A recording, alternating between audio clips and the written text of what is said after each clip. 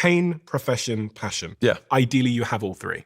If you have all three, then my God, you're set. Like if basically pain created an obsession and for some reason you also were doing something like that in your work, like I feel like the likelihood that you don't succeed is almost nothing. You only need one of those three. You just pick one. Like if you just had one pain that you had that you wanted to overcome or one passion that you were just inherently interested, because sometimes passion has nothing to, like you might just be really into model cars. It's okay. Well, there's a lot of businesses that you can build around model cars. It's like you can manufacture model cars.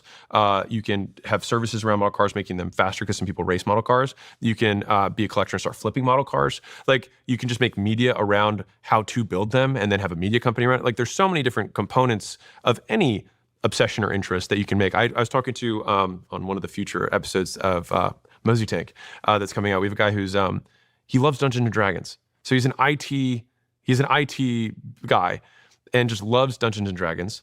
And he was like, I just want this to make enough money that I don't have to do IT anymore. But it was so pure, you know what I mean? And so I was like, we're going to help you do this. And so we kind of walked through the business plan for it. But like, is he going to be a billionaire? No, but I also don't think that's his goal. And so I think being really clear on what you want is important. So if you're like, I want to be the richest person in the world, I think it's a terrible goal. But if you want that, great.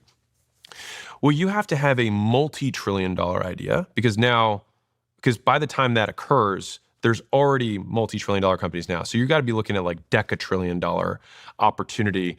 And so believe it or not, basically the bigger the goal, the narrower the scope of the paths to get there. If you're like, I want to make $10 million, I'm like, you can literally do that in almost any business. You want to make $100 million, probably still almost any business you can do it. On a long enough time horizon, you can do it. A trillion or decatrillion, it's going to be some sort of tech. It's probably going to have some sort of AI.